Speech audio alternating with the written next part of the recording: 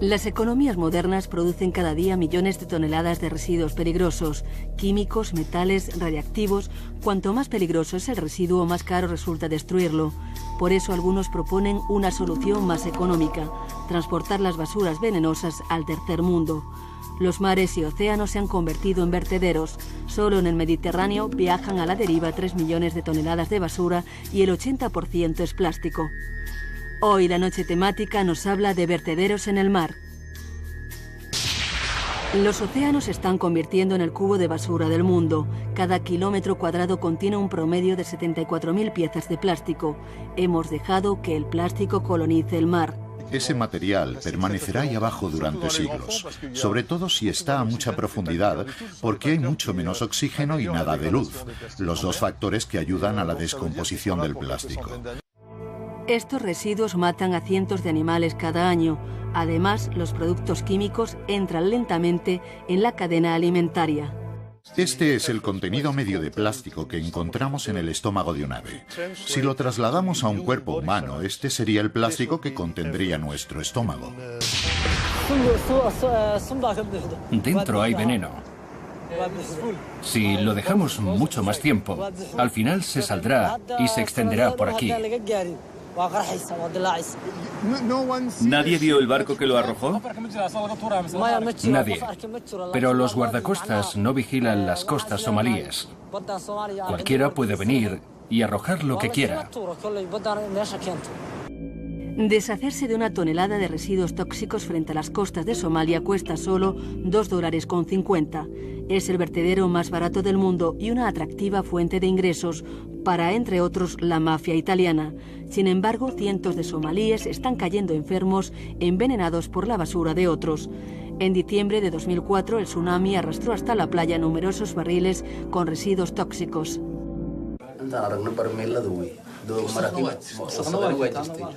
Los peces han muerto por culpa de las fugas de los barriles.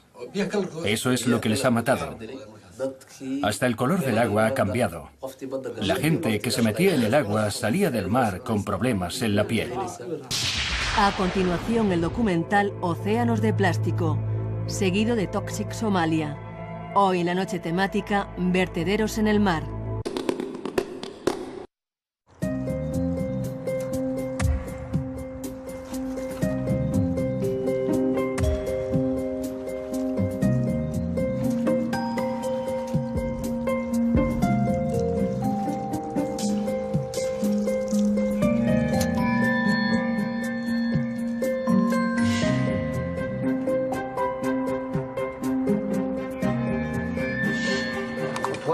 Esta es la sopa de plástico del Pacífico Norte. Esta es la sopa. Predijimos todo esto y ahora se ha hecho realidad. Es asombroso a pesar de que ya lo anticipamos.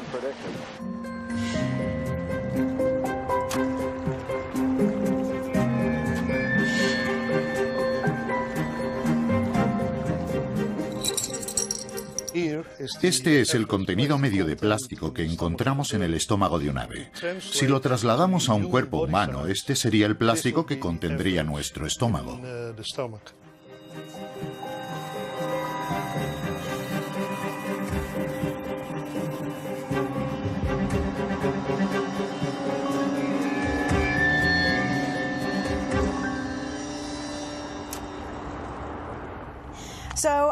Me he dado un pequeño paseo por Compton Creek para ver cuántos vasos de poliestireno podía recoger en 5 minutos.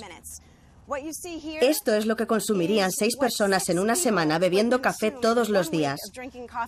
Mucha gente piensa que sus acciones individuales no producen realmente un impacto, pero si multiplicamos esto por los millones y millones de personas que beben café solamente en Los Ángeles, podremos empezar a entender por qué vemos esta acumulación de basura en todos los ríos, arroyos y riachuelos de Los Ángeles.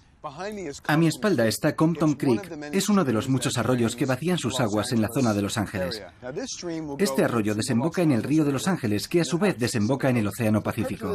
El objetivo de esta barca es llamar la atención de políticos, educadores y el público en general, que nos tomen en cuenta y escuchen nuestra historia. Escuchar la historia de Marcos y Ana es como sumergirse en los mares del planeta y observarlos con detenimiento.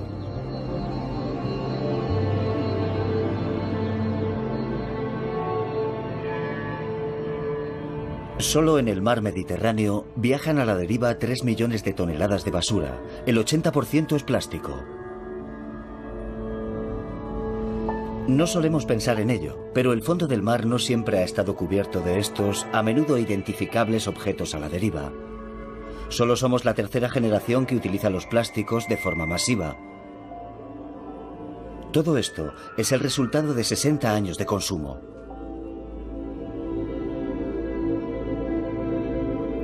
Hemos dejado que el plástico colonice el mar en la superficie, a unos metros bajo el agua y a 1000 metros de profundidad.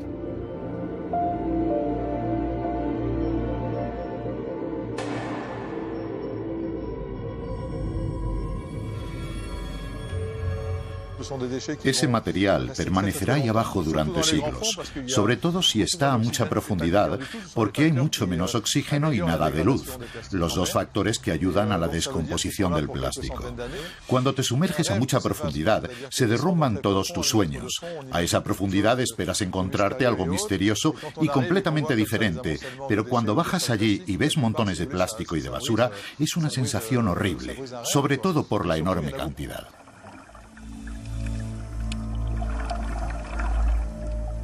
Los océanos están llenándose de plástico. Los estamos sobrealimentando a la fuerza. Pero hay algo en lo que no hemos pensado. No pueden digerirlo. Las redes están llenas, pero la captura dista mucho de ser espectacular.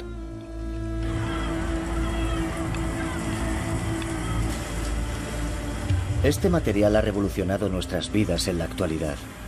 ¿Pero a qué precio? ¿Qué ocurre con el plástico cuando llega al mar? ¿Es realmente inocuo como siempre nos han dicho? ¿De verdad no tiene ningún efecto sobre los animales o sobre los humanos?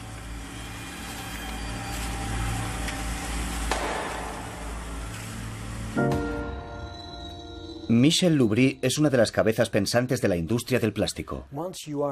Una vez que eres consciente de los beneficios que el material plástico aporta a la sociedad y a nuestra calidad de vida, acabas convencido de que el plástico es fantástico y sientes deseos de explicárselo a todo el mundo para demostrar que ese producto no es en absoluto peligroso y que sirve para proporcionarnos un montón de cosas maravillosas.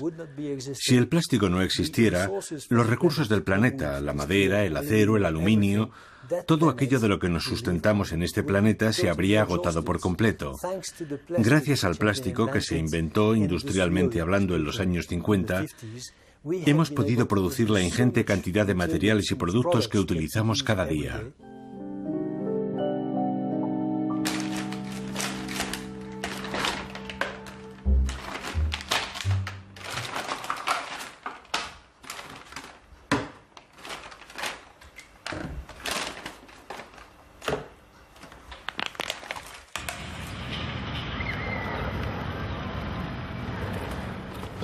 Acabamos de regresar de un recorrido por el desierto y hemos comprado en un cementerio de aviones esta avioneta por varios cientos de dólares. Le faltan las alas, el motor, no tiene nada excepto el fuselaje.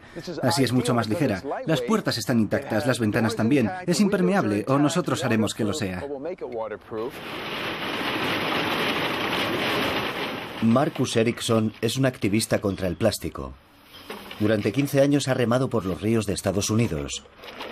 Ha visto crecer una polución que sigue aumentando. Un día Marcos tuvo un sueño. Soñó que el mundo entero se preocupaba por este problema.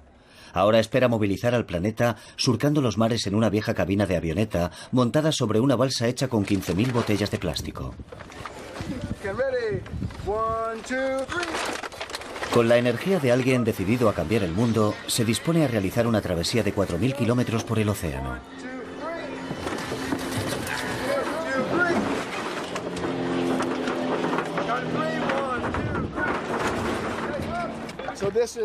Aquí hay mensajes de más de 1000 personas, niños de colegios, personas de todo el país, de Chicago. Nos han enviado mensajes sobre el océano y sobre el plástico, que llevaremos al otro lado del océano y traeremos de nuevo aquí para compartirlos con los políticos, para intentar que se tomen medidas respecto al problema del plástico. Este es nuestro mensaje en una botella.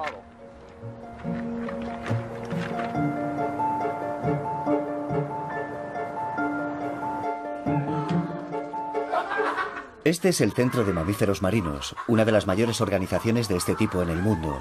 Durante 35 años, 1000 voluntarios han inspeccionado constantemente las playas y aguas de la costa californiana con el fin de ayudar a animales desnutridos o enfermos.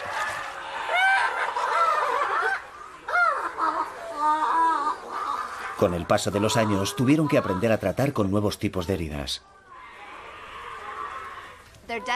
Es un hecho que cada vez ingresan en nuestro centro más animales con contaminantes. Esto es un sedal con anzuelo incluido que encontramos en el estómago de un elefante marino. Aquí tenemos una gruesa cinta de plástico que estaba enrollada alrededor del cuello de un león marino. Ese león marino tenía también una cuerda de monofilamento alrededor del cuello y dentro de la boca. Y estos son los restos de un globo, con su correspondiente cuerda que encontramos enrollados alrededor de un oso marino de Guadalupe, que es una especie amenazada. Nuestra preocupación es máxima. Las redes perdidas nunca dejan de pescar. Se han dado casos de estrangulamiento en la mitad de especies de focas y leones marinos.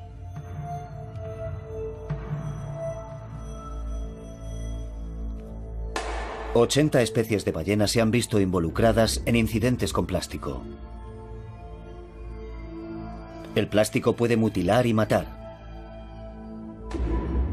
Y también ahogar.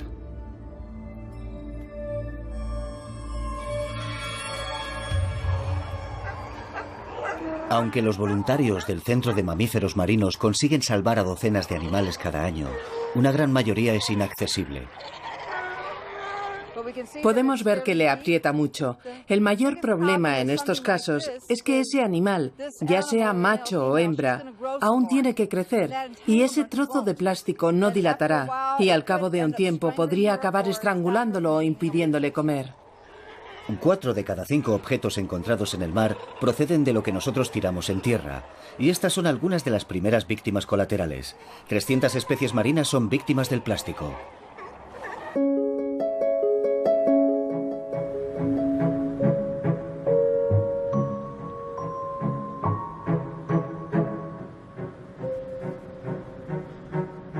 Hace 20 años, el holandés Jan van Franeker, un especialista en aves marinas, inició un experimento con fulmares, una especie muy común en el norte de Europa. Quería saber lo que comían. Una investigación en principio sencilla, pero sus resultados constituyeron una gran sorpresa. Empecé a relacionar a los fulmares con el plástico más o menos por accidente, porque a principios de los años 80 encontré en sus estómagos muchos plásticos y otros materiales totalmente desconocidos para mí, y que luego resultaron ser plásticos industriales. La primera vez que me di cuenta de que lo que tenían en el estómago era plástico, me quedé estupefacto. Jan ha puesto en alerta a sus colegas europeos. Está decidido a saber cuántos fulmares se han visto afectados. Ha recibido y analizado 3.000 aves encontradas en las costas de 8 países. Esta cosa verde es un trozo de cuerda de nylon. Esos son trozos de bolsas de plástico que siguen estando húmedas y sucias. El 95% son cubos de basura con alas. También hay muchos fragmentos de objetos de plástico rotos. Y aquí hay al menos 7 gránulos de plástico industrial. Esto que tengo aquí es el contenido medio de plástico que encontramos en el estómago de un fulmar del sur del Mar del Norte. Si lo trasladamos a un cuerpo humano, esto sería el plástico que contendría nuestro estómago. Y en este caso no habría discusión en cuanto a si está bien o mal. Estamos de acuerdo en que no es sano. Según las Naciones Unidas, actualmente el plástico forma parte de la dieta de la mitad de las especies de aves marinas.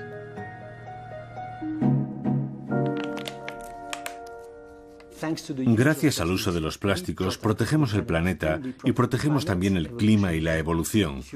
Si decidiéramos sustituir el material de embalaje plástico por otro, tendríamos que multiplicar el peso del embalaje por 4, el precio del embalaje por 2 y los desperdicios generados por 1,6.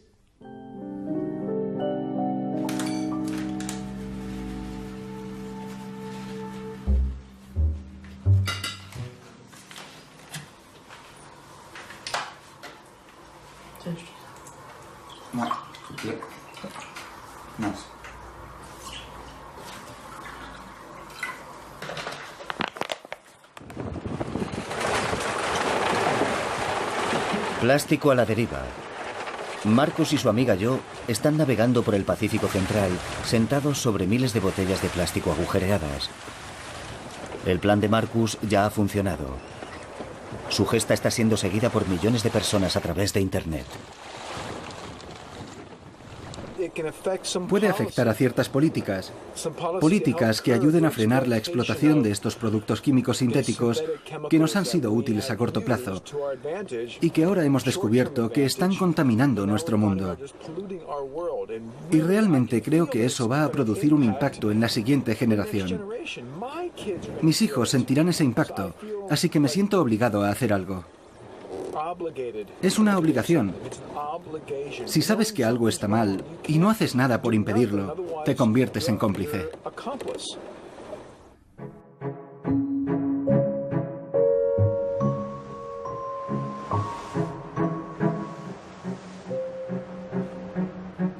En la década de 1920, un lord inglés tuvo una idea extravagante pero particularmente visionaria. Equipó a una serie de barcos que realizaban de forma regular la misma ruta por el Atlántico Norte con un extraño artefacto.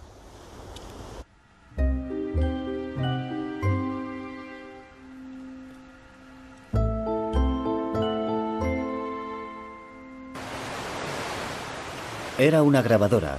Desde entonces, los barcos las remolcan cada mes.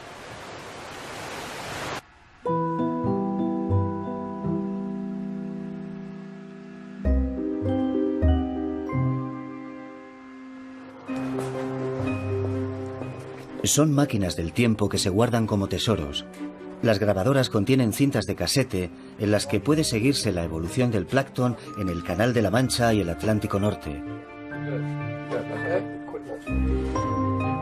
170.000 muestras de plancton atrapado en más de 8 millones de kilómetros. Una tela de araña tejida en el transcurso de casi 100 años.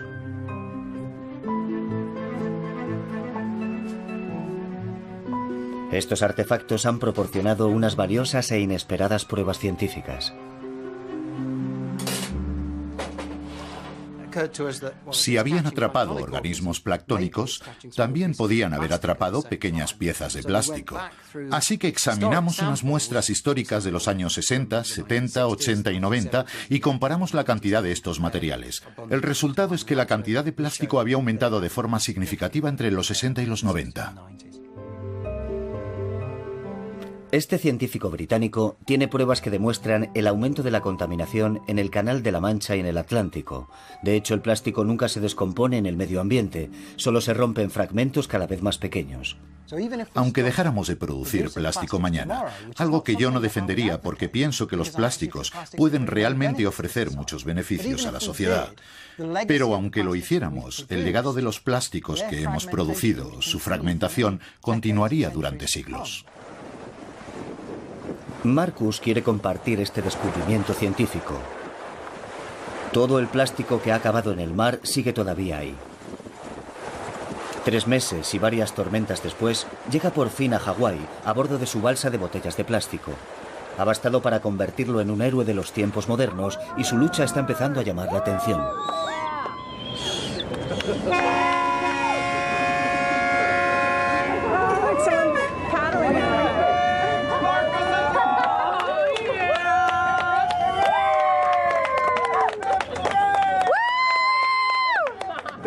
Cada vez hay más plástico en los mares y la cantidad está creciendo de forma exponencial.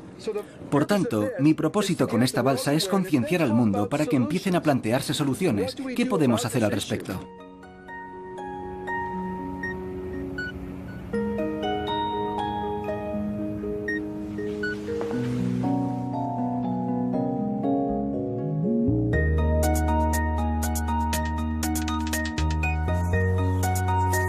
Mientras Marcus se dedica a remover conciencias, en el otro extremo del planeta, Richard Thompson está ocupado recogiendo pruebas científicas de la contaminación del hábitat marino ocasionada por los plásticos.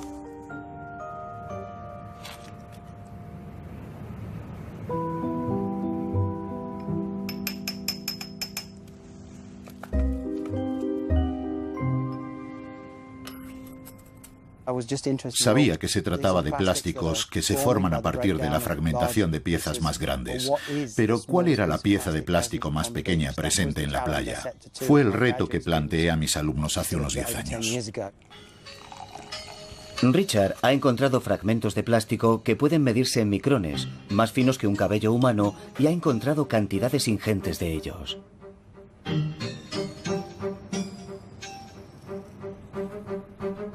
De todas las piezas que extraemos y que tienen un aspecto un poco inusual, alrededor de una tercera parte hemos confirmado que era plástico. Pensó que tal vez sus descubrimientos eran el resultado de un caso particular en una playa de Plymouth en concreto, así que analizó la arena en otras 10 playas británicas. Luego cotejó los resultados con estudios similares realizados en todo el mundo.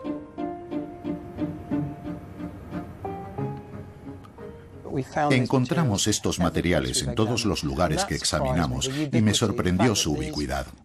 Sabemos que grandes piezas de residuos cubren la superficie de los océanos y también el lecho marino. Pero el hecho de que las playas de todo el mundo estén contaminadas con pequeños fragmentos de plástico me resultó bastante sorprendente. Yo esperaba que a medida que nos fuéramos desplazando a lugares más remotos, dejaríamos de encontrar este tipo de plásticos de escala microscópica.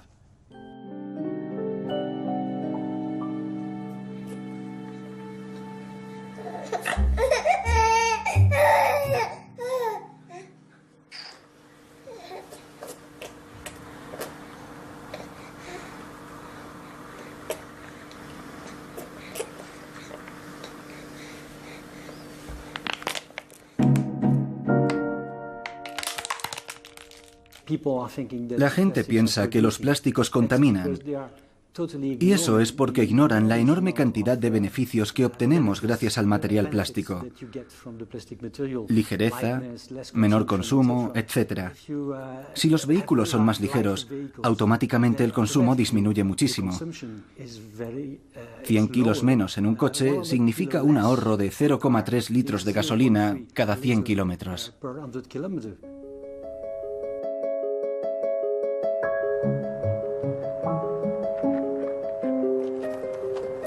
El capitán Charles Moore está harto de ver que los mares se utilizan como vertederos de basura y sigue el rastro del plástico hasta sus orígenes antes de convertirse en una botella, una bolsa o una caja de ampollas. El plástico procede del petróleo, luego se envía a los fabricantes en forma de pequeñas bolitas. Todo esto son bolitas de plástico. Salen por estas válvulas de aquí, salen por aquí, se desparraman por el suelo y después de muchos años hay millones, millones y millones. Las llaman lágrimas de sirena. Sin haber sido utilizadas para nada, estas bolitas de plástico acaban en los cursos de agua. Esta fábrica sigue soltando millones de ellas cada vez que llueve, así que esto es un vertedero ilegal de bolitas de plástico de preproducción. Esta es una fábrica de bolsas y las bolitas son de polietileno, flotan en agua dulce. Estas son las bolitas de plástico que transportaban los vagones y que el agua de lluvia ha traído hasta este desagüe, que conduce el agua hasta el río. Estos millones de bolitas llegan al océano a través de esos pequeños agujeros de ahí. El desagüe está rodeado de bolitas. Hemos encontrado 236 millones de ellas en los 3 días que hemos estado estudiando estos ríos que acaban en el mar, en solo 3 días.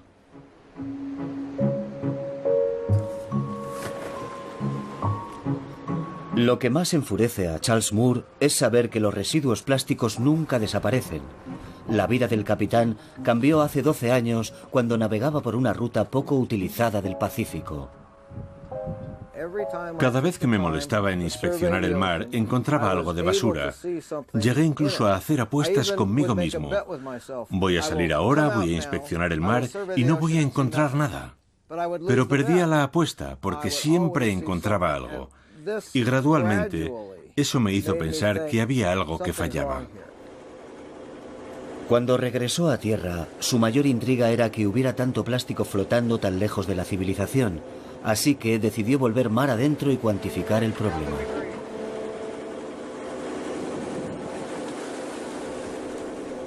Nos llevamos una gran sorpresa. Nos quedamos atónitos cuando recogimos la red por primera vez.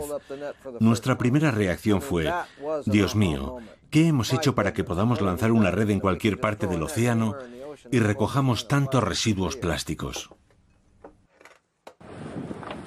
Hola, soy el Dr. Marcus. Estoy en el Océano Pacífico, en medio de ninguna parte, buscando plástico en cantidades ingentes.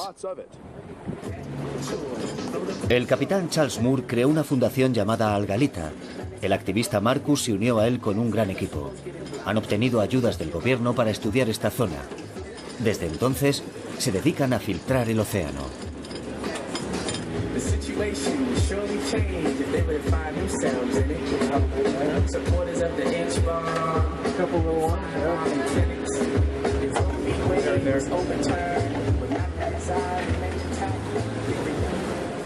Esto es un tapón de botella. Esto es lo que hemos recogido en 7 horas en océano abierto con una red de arrastre. Una red con la anchura de un cortacésped, cubriendo por tanto una superficie bastante pequeña. Es como un cabello humano de 3 centímetros en un campo de fútbol. El océano es vastísimo, pero este es el plástico que hemos recogido en una franja muy pequeña con nuestra red. Las muestras recogidas por el capitán Moore han provocado una gran controversia mundial. Él descubrió el vórtice de basura y se lo ha contado al mundo. La basura del continente americano es absorbida por el vórtice de basura tras ser empujada por las corrientes del Pacífico Norte y se junta con la basura procedente de Asia. Algunas de las islas y playas de Hawái están en plena línea de fuego de esta masa de plástico.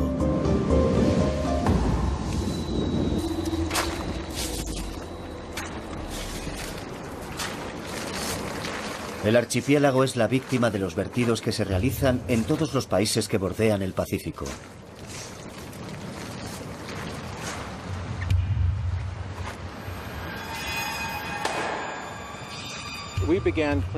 Empezamos a limpiar esta costa en 2003 y desde entonces hemos recogido más de 90 toneladas de basura, solo a unos pocos kilómetros de la costa. Las grandes corrientes oceánicas desplazan la basura. Van dando vueltas en espiral durante al menos 10 años para terminar formando una masa de basura estancada en una zona central de tamaño aún desconocido.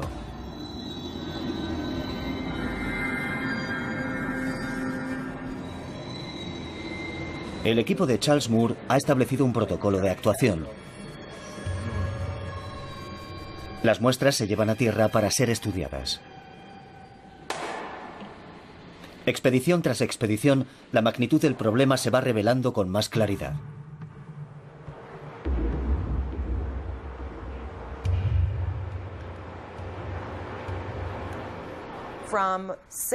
De 671 peces recogidos de 6 especies diferentes, más del 35% tenía al menos un trozo de plástico en el estómago.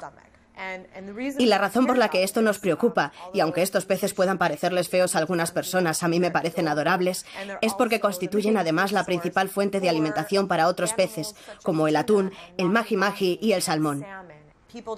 La gente no suele comer estos peces, pero sí come los peces que se alimentan de ellos, lo que plantea muchos interrogantes respecto a cómo puede acabar afectándonos a nosotros. En medio del vórtice de basura, tan lejos como es posible de cualquier tierra habitada, Charles Moore y su equipo han descubierto cómo hasta las formas de vida más simples luchan por sobrevivir en medio de nuestros residuos. Medusas tan enredadas en basura que ya no pueden nadar.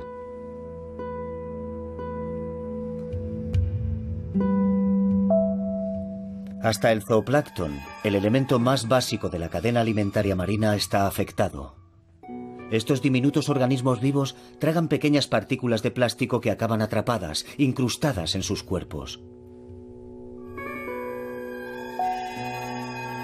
Son formas de vida microscópicas, pero formas de vida que luchan por su supervivencia mientras se van enredando cada vez más en nuestra basura.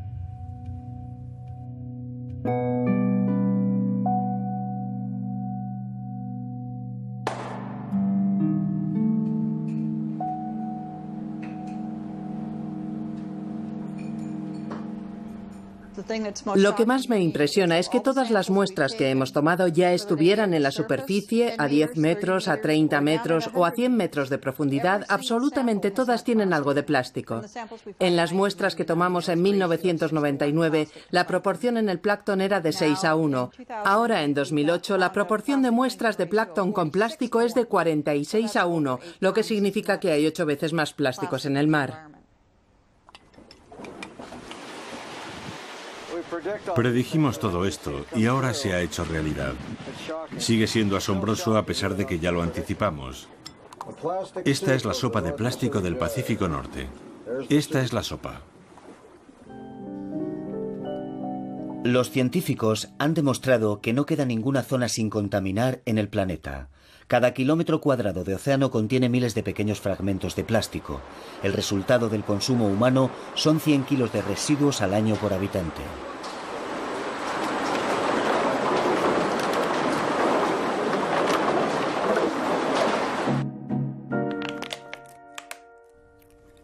No podemos evitar la evolución de la sociedad. Cada vez dedicamos menos tiempo a preparar las comidas, ya sea el almuerzo o la cena, y también comemos fuera de casa con más asiduidad que antes. Eso se traduce en que cada vez utilizamos más productos envasados y listos para usar, en comparación con los alimentos y bebidas que consumíamos en el pasado. En los primeros 10 años de este siglo, desde el año 2000, hemos producido tanto plástico como en todo el siglo anterior. En este momento estamos utilizando más de 200 millones de toneladas de plástico al año en todo el mundo. Un tercio de esa cantidad se utiliza en productos de un solo uso, como es el caso de los envases desechables. Y estamos hablando de un material que permanece mucho tiempo en el entorno marino, a pesar de que nosotros solo lo utilizamos una vez antes de tirarlo. ¿Se han formado estos océanos de plástico por negligencia nuestra o tal vez es porque el sistema no funciona correctamente? ¿Qué le pasa al plástico cuando lo tiramos a la basura? Este es uno de los mayores vertederos de basura de los Estados Unidos. El vertedero de Puente Hills recibe basura de la mitad del condado de Los Ángeles, unas 78 ciudades y 5.200.000 habitantes. A este vertedero llegan alrededor de 13.200 toneladas de basura al día, lo que equivaldría a la superficie de un campo de fútbol americano, de un poste al otro, lleno a rebosar de basura con una altura superior a los 3 metros. Tanto en Estados Unidos como en Europa, al menos la mitad del plástico que tiramos sencillamente se entierra. Miles de botellas y bolsas acaban en este tipo de vertederos todos los años. Entre los dos continentes se enterraron 45 millones de toneladas métricas de plástico en 2007. Las actuales infraestructuras no pueden absorber este crecimiento exponencial del consumo.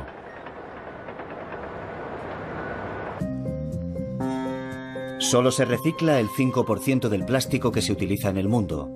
Y Occidente, el principal consumidor, ni siquiera dispone de los medios suficientes para tratar su propia basura. Este es el puerto de Chennai, en la India. Parte de nuestros residuos reciclados terminan aquí, transportados en contenedores.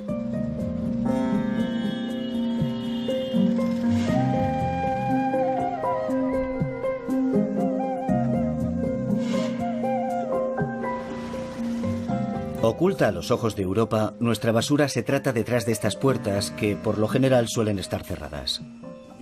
Aquí se descargan los contenedores y posteriormente el material se almacena en esta zona. Como puede ver, en este sector la basura está separada en balas de diverso material, dependiendo de su calidad y de su origen. Aquí nos llega material de Alemania, Francia, Estados Unidos y Oriente Medio. Es este hombre, Sunil, quien nos permite entrar en Futura, la mayor empresa de reciclado de botellas de plástico de la India. Sunil es intermediario. Compra el contenido de nuestros contenedores de basura reciclada y lo revende aquí, donde puede ser tratado por una mano de obra más barata. Este, por ejemplo, como puede ver, los hay de diferentes colores y calidad. Los negocios le van bien a Sunil. La exportación de plástico crece una media de un 30% al año. En 2007, Francia envió al extranjero 700.000 toneladas métricas de plástico. Todas estas balas de envases plásticos vienen de Francia. Si se fija en las etiquetas, seguramente podrá identificar alguna marca que haya utilizado alguna vez y haya arrojado a la basura. Estas botellas acaban de llegar y serán recicladas y convertidas en botellas nuevas o en productos que puedan ser reutilizados.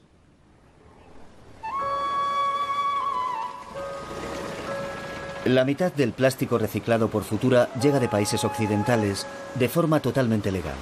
Las empresas de reciclaje confían en que al mostrarnos lo bien que se ocupan de nuestra basura, los consumidores europeos nos animemos a enviar más.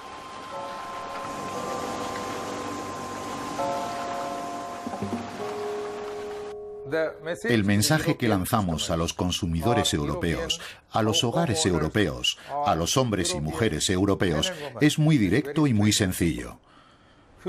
Futura Poliéster se enorgullece de dedicarse a mantener limpio el medio ambiente para que el ser humano pueda vivir en un entorno saludable. Nosotros recogemos las botellas que ustedes arrojan a la basura y las convertimos en esos productos que ustedes mismos utilizan a diario.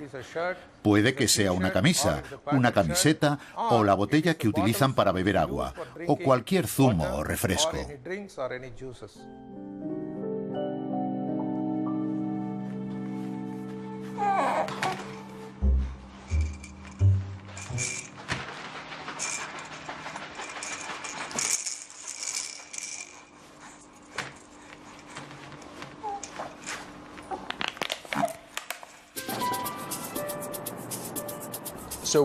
Nosotros procuramos llegar a un nivel de residuos cero si es posible.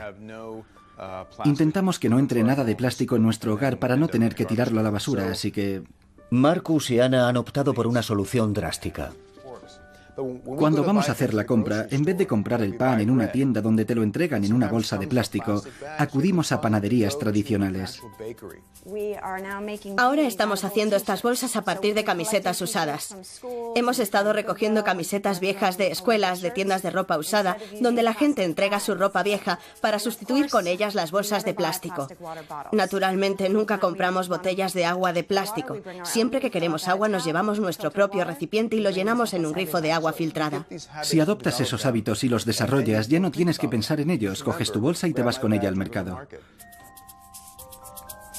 Ni siquiera los residuos orgánicos se tiran a la basura. Son ingeridos. Voy a enseñarte los gusanos. Ya verás lo que hay aquí abajo. Ten cuidado de que no se caiga. Fíjate en el fondo. Aquí hay cebollas, ajos... Este es nuestro contenedor de reciclaje. Procuramos no tirar nada a la basura. Si compramos algo, intentamos asegurarnos de que el envase sea reciclable. Deshacerse de los residuos lo inventó el hombre. No debería haber desperdicios. Tendríamos que reciclar lo que usamos, ser conscientes de lo que compramos y recordar que todo tiene que acabar en alguna parte.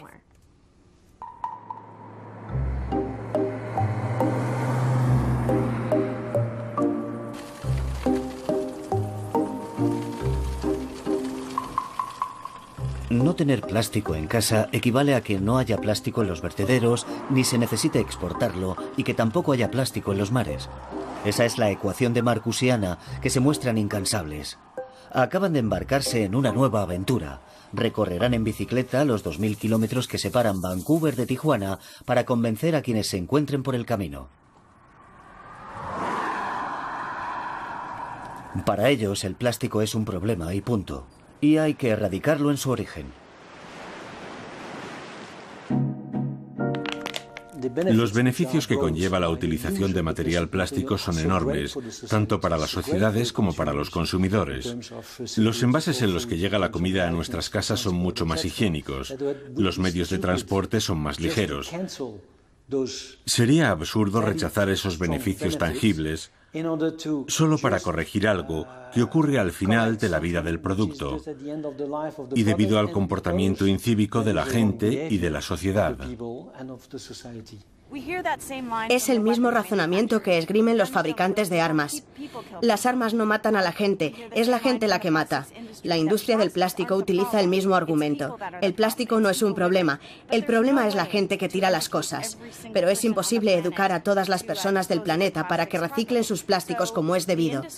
La industria y los fabricantes comparten la responsabilidad de diseñar un producto que, si la gente lo tira o sale volando de un camión de la basura, no cause el impacto que estamos viendo.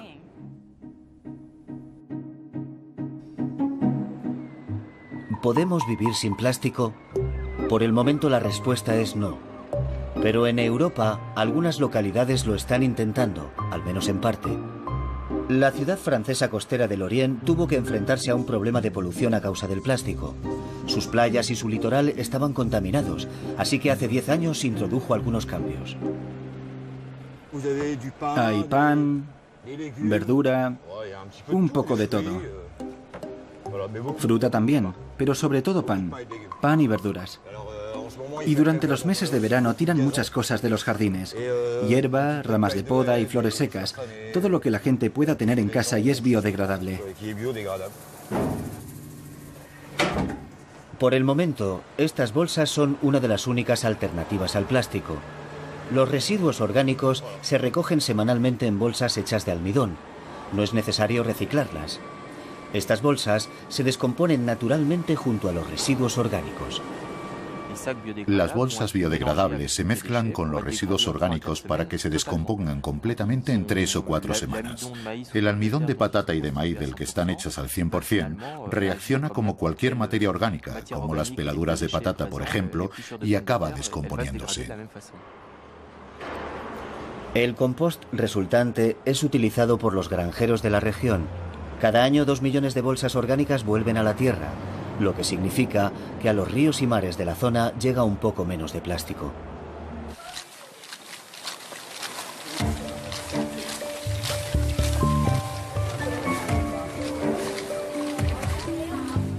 Utilizamos 50.000 botellas para hacer el barco. Navegamos con éxito hasta Hawái para llamar la atención sobre el problema de los residuos plásticos marinos que afloran en nuestras costas. Cientos de alumnos de escuelas y universidades asisten a las conferencias que han impartido Marcus y Anna desde Canadá a México. Podéis pensar, bueno, este animal come plástico.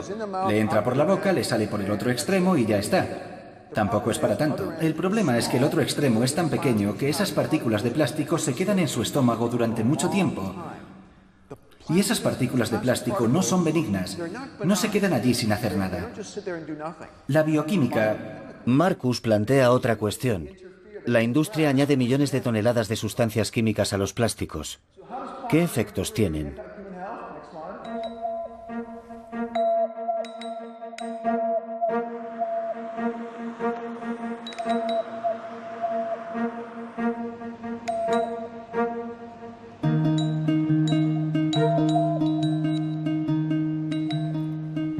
Estos caracoles de agua dulce son sensibles a las más pequeñas variaciones de su entorno. Por eso nos sirven de centinelas. Un día, la Agencia Federal del Medio Ambiente le pidió a George Ollman que estudiara cómo afectaba a estos gasterópodos una sustancia química cuyos efectos son aún desconocidos, el bisfenol A. El resultado fue una sorpresa. Fue un fenómeno completamente nuevo para nosotros. Habíamos analizado miles de estos caracoles y nunca habíamos encontrado nada semejante. Así que repetimos el experimento 1, 2 y hasta 3 veces. George descubrió que el 10% de las hembras presentaba significativas deformaciones sexuales y que su producción de huevos era 4 veces mayor de lo normal. Este útero con las 2 glándulas es considerablemente mayor en una superhembra que en una hembra normal. Y además, este espécimen en concreto presenta este gran desgarro en el oviducto. Imagínese lo grandes que tenían que ser las masas de huevos para causar ese desgarro. Es como la erupción de un volcán. George se preguntó, ¿dónde se encuentra el bisfenol A? Y la respuesta es, en nuestros plásticos. Este antioxidante se añade a los biberones de los bebés, a las botellas en general y a los envases, pero también se libera en el agua. Me quedé muy sorprendido porque son concentraciones de bisfenol A que pueden encontrarse en cualquier agua superficial. Y confieso que me sorprendió que unas concentraciones tan pequeñas y medioambientalmente tan poco relevantes pudieran provocar unos efectos tan dañinos como la muerte de las hembras.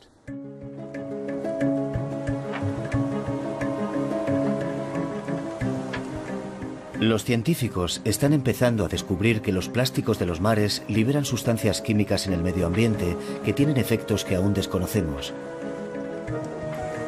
¿Qué cantidad de estas sustancias se liberan cuando esos productos están en el agua? ¿Cómo se acumulan esos contaminantes en la cadena alimentaria? ¿Se ven afectados los animales marinos? ¿Y hasta qué punto? Denis. ¿Sí? A las 3. ¿Está ahí? Ahí. En la superficie. Eso es lo que el equipo del Foro Mundial para la Naturaleza ha estado intentando descubrir, estudiando al rorcual común del Mediterráneo, la segunda ballena más grande del mundo. Yo diría unos 46, 47. Se aleja a unos 40 grados. Para saber si estos animales están contaminados, los científicos tienen que estudiar muestras de su grasa. Hacia ese lado.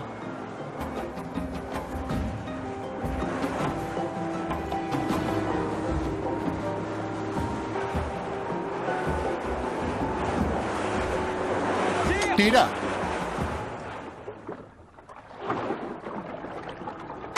Biopsia conseguida.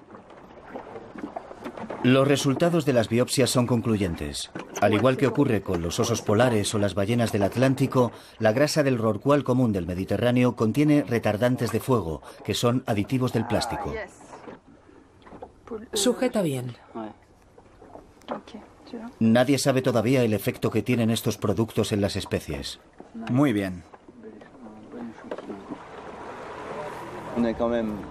Estamos aquí, en alta mar, a decenas de kilómetros de distancia de cualquier continente. Y encontramos sustancias contaminantes que no tenían por qué estar aquí, porque han sido producidas a cientos de kilómetros, pero se han visto arrastradas por la corriente.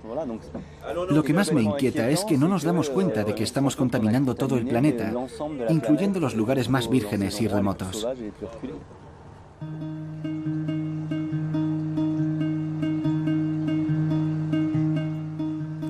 Sorprendido por sus propios descubrimientos, George se preguntó si la comida envuelta en plástico que comemos a diario podría estar contaminada por ciertas sustancias. Así que puso más caracoles en botellas de agua durante un periodo de 4 a 8 semanas.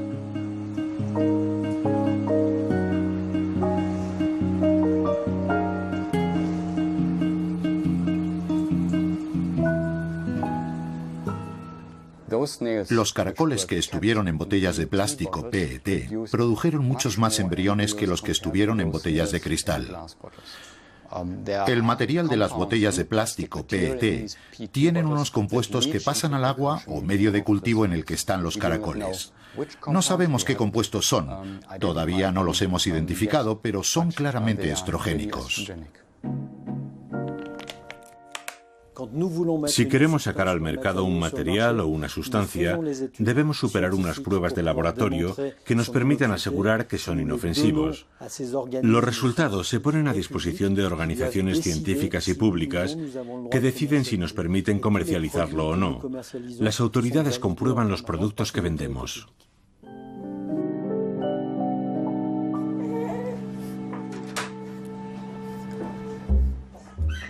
¿Se ve también el hombre afectado por estos productos químicos? Nicolás y Aurora, una pareja que utiliza el plástico como todo el mundo, han accedido a someterse a un análisis de sangre.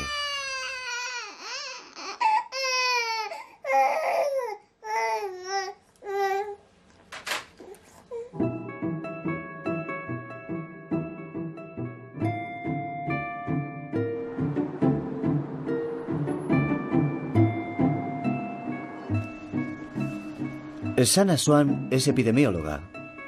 Lleva años haciendo análisis de fertilidad. En 2005 empezó a estudiar los efectos de los eftalatos, otro aditivo químico de los plásticos. Seleccionó mujeres con un alto nivel de eftalatos en la orina y estudió el efecto que tenían en sus bebés masculinos. Nadie había hecho esto antes. Estos phtalatos, especialmente los que más nos preocupan, se denominan antiandrógenos porque hacen descender los niveles de testosterona. También actúan sobre los adultos, pero lo más preocupante es lo que sucede cuando actúan en el útero, ya que los cambios que se producen en el útero son permanentes. Por eso, al ser antiandrógenos, la disminución de la testosterona en un momento crítico alterará el desarrollo normal de los genitales masculinos. Normalmente los genitales empiezan siendo femeninos, por defecto, por así decirlo, y luego se van masculinizando debido a la influencia de la testosterona. Pero cuando la presencia de los phtalatos alcanza un determinado nivel, ese proceso puede verse interferido. Los phtalatos se utilizan en los envases de comida y en los juguetes, por ejemplo, para ablandar el plástico. Pero en los roedores feminizan la especie. Los testículos desaparecen y el pene se acorta. La distancia entre los testículos y el ano, que generalmente suele ser el doble en los machos, disminuye hasta parecerse a la de las hembras. Shanna tuvo la idea y el coraje de tomar esas mismas medidas a bebés humanos y obtuvo los mismos resultados. Can you roll it in a little bit?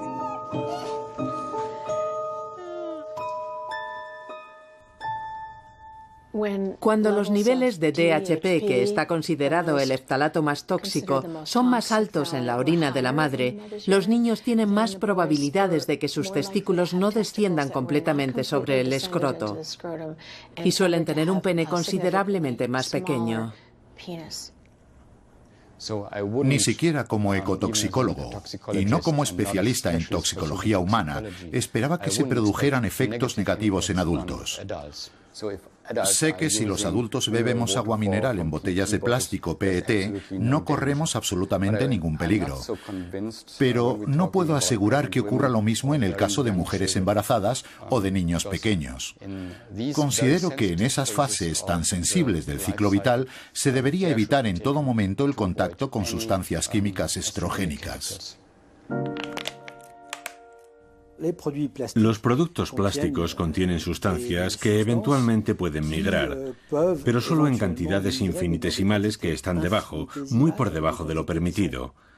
Algunos científicos utilizan procedimientos operativos injustificados que despiertan una alarma social que es recogida de forma lamentable por los medios de comunicación, creando un temor infundado entre el público.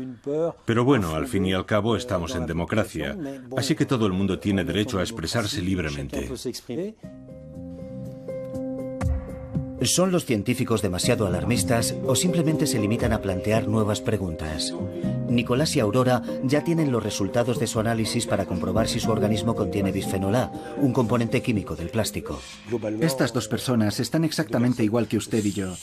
Es como oír un ruido de fondo. Pero ese ruido de fondo significa que ahora todos tenemos bisfenol A en nuestro organismo. Como sabe, este es un producto que no existía antes.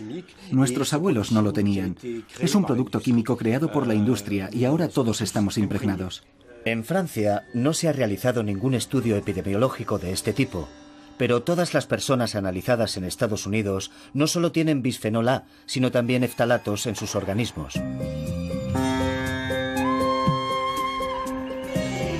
A pesar de la contaminación de los mares y sus efectos en los animales, y a pesar de la contaminación en nuestros propios organismos, el hombre sigue sin decidirse a vivir sin plástico. Al contrario, la producción sigue aumentando a un ritmo del 10% anual. En la India se utiliza 20 veces menos plástico que en Europa y en Estados Unidos. Pero sus 1.000 millones de habitantes no tardarán en convertirlo en uno de los 3 países más consumidores del mundo. ¿Cómo puede este país impedir que los plásticos contaminen sus ríos y costas? ¿Hasta cuándo podrá seguir absorbiendo nuestros residuos? Plástico, un aliado indispensable en nuestra vida cotidiana. Pensábamos que era una sustancia inocua. Durante un siglo hemos vertido al menos 100 millones de toneladas a los mares, pero ahora estamos sufriendo un efecto boomerang.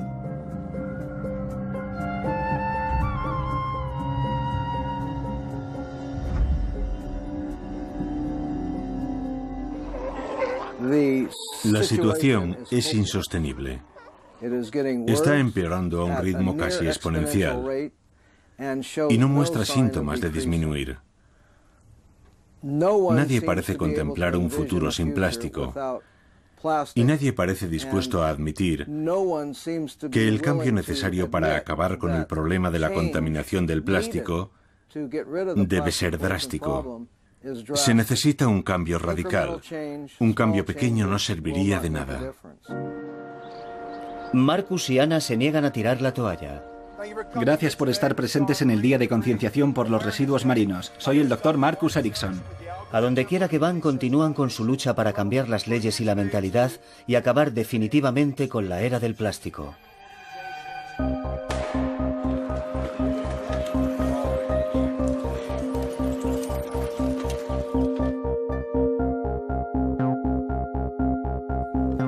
No podemos cambiar la actitud de la gente.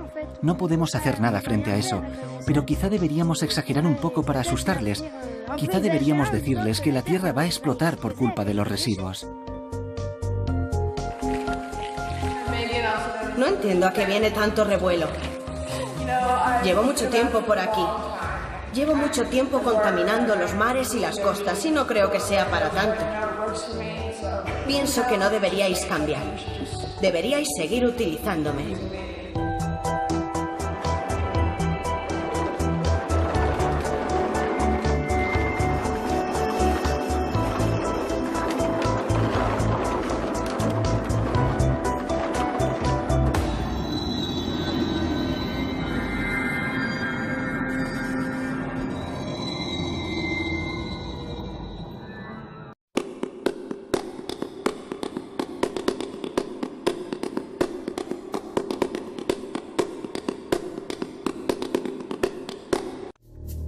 Las economías modernas producen cada día millones de toneladas de residuos peligrosos, químicos, metales, radiactivos.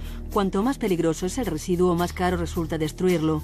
Por eso algunos proponen una solución más económica: transportar las basuras venenosas al tercer mundo. Los mares y océanos se han convertido en vertederos. Solo en el Mediterráneo viajan a la deriva 3 millones de toneladas de basura y el 80% es plástico. Hoy la noche temática nos habla de vertederos en el mar. Los océanos se están convirtiendo en el cubo de basura del mundo. Cada kilómetro cuadrado contiene un promedio de 74.000 piezas de plástico. Hemos dejado que el plástico colonice el mar. Ese material permanecerá ahí abajo durante siglos, sobre todo si está a mucha profundidad, porque hay mucho menos oxígeno y nada de luz, los dos factores que ayudan a la descomposición del plástico. Estos residuos matan a cientos de animales cada año. Además, los productos químicos entran lentamente en la cadena alimentaria. Este es el contenido medio de plástico que encontramos en el estómago de un ave. Si lo trasladamos a un cuerpo humano, este sería el plástico que contendría nuestro estómago. Dentro hay veneno. Si lo dejamos mucho más tiempo, al final se saldrá y se extenderá por aquí. ¿Nadie vio el barco que lo arrojó? Nadie. Pero los guardacostas no vigilan las costas somalíes. Cualquiera puede venir y arrojar lo que quiera. Deshacerse de una tonelada de residuos tóxicos frente a las costas de Somalia cuesta solo $2.50. Es el vertedero más barato del mundo. Industrialmente hablando, en los años 50, hemos podido producir la ingente cantidad de materiales y productos que utilizamos cada día.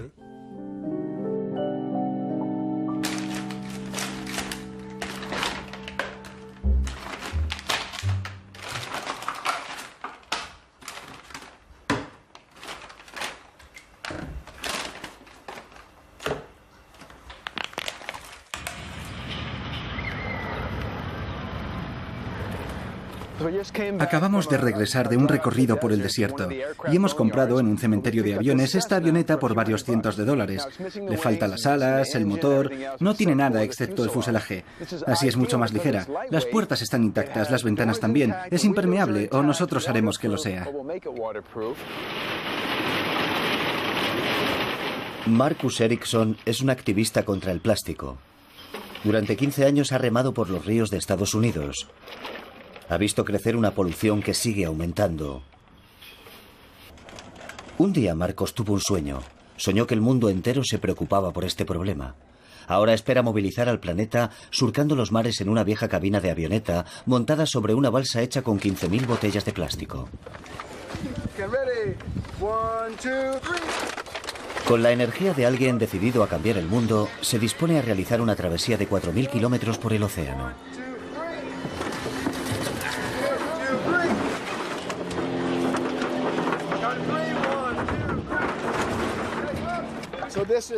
Aquí hay mensajes de más de 1000 personas, niños de colegios, personas de todo el país, de Chicago.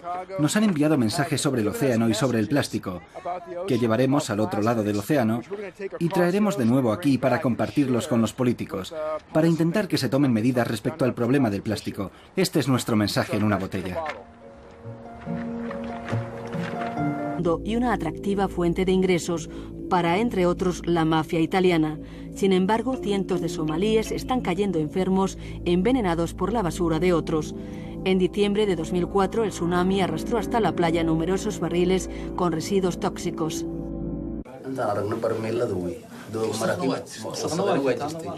Los peces han muerto por culpa de las fugas de los barriles. Eso es lo que les ha matado. Hasta el color del agua ha cambiado. La gente que se metía en el agua salía del mar con problemas en la piel. A continuación, el documental Océanos de Plástico, seguido de Toxic Somalia. Hoy en la noche temática, vertederos en el mar.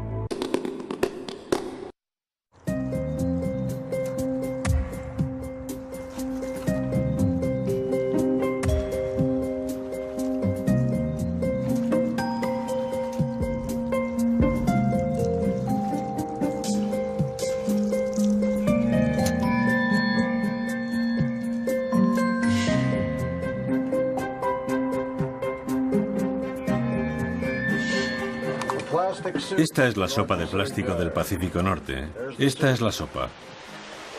Predijimos todo esto y ahora se ha hecho realidad. Es asombroso a pesar de que ya lo anticipamos.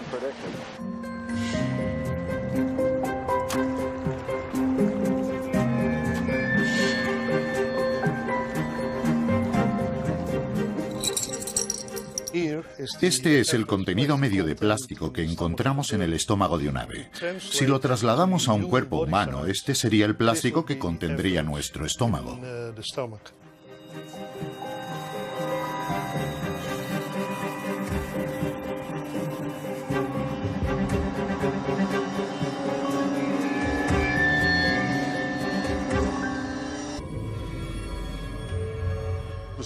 Ese material permanecerá ahí abajo durante siglos, sobre todo si está a mucha profundidad, porque hay mucho menos oxígeno y nada de luz, los dos factores que ayudan a la descomposición del plástico.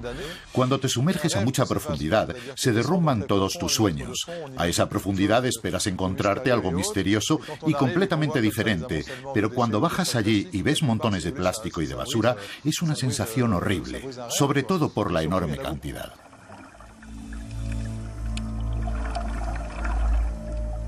Los océanos están llenándose de plástico.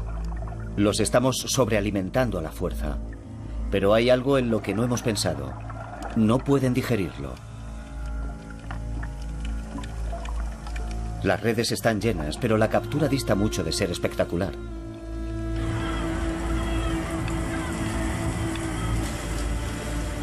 Este material ha revolucionado nuestras vidas en la actualidad. ¿Pero a qué precio? ¿Qué ocurre con el plástico cuando llega al mar? ¿Es realmente inocuo como siempre nos han dicho? ¿De verdad no tiene ningún efecto sobre los animales o sobre los humanos?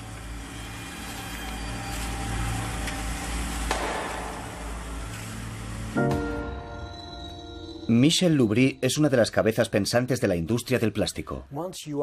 Una vez que eres consciente de los beneficios que el material plástico aporta a la sociedad y a nuestra calidad de vida, acabas convencido de que el plástico es fantástico y sientes deseos de explicárselo a todo el mundo para demostrar que ese producto no es en absoluto peligroso y que sirve para proporcionarnos un montón de cosas maravillosas.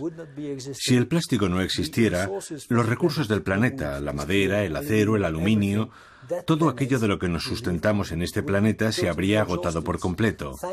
Gracias al plástico que se inventó industrialmente. Me he dado un pequeño paseo por Compton Creek para ver cuántos vasos de poliestireno podía recoger en 5 minutos. Esto es lo que consumirían 6 personas en una semana bebiendo café todos los días. Mucha gente piensa que sus acciones individuales no producen realmente un impacto, pero si multiplicamos esto por los millones y millones de personas que beben café solamente en Los Ángeles, podremos empezar a entender por qué vemos esta acumulación de basura en todos los ríos, arroyos y riachuelos de Los Ángeles. A mi espalda está Compton Creek. Es uno de los muchos arroyos que vacían sus aguas en la zona de Los Ángeles. Este arroyo desemboca en el río de Los Ángeles, que a su vez desemboca en el Océano Pacífico. El objetivo de esta barca es llamar la atención de políticos, educadores y el público en general, que nos tomen en cuenta y escuchen nuestra historia. Escuchar la historia de Marcos y Ana es como sumergirse en los mares del planeta y observarlos con detenimiento.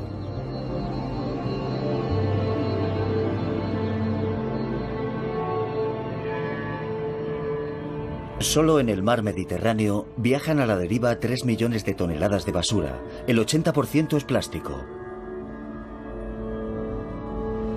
No solemos pensar en ello, pero el fondo del mar no siempre ha estado cubierto de estos, a menudo identificables objetos a la deriva. Solo somos la tercera generación que utiliza los plásticos de forma masiva. Todo esto es el resultado de 60 años de consumo.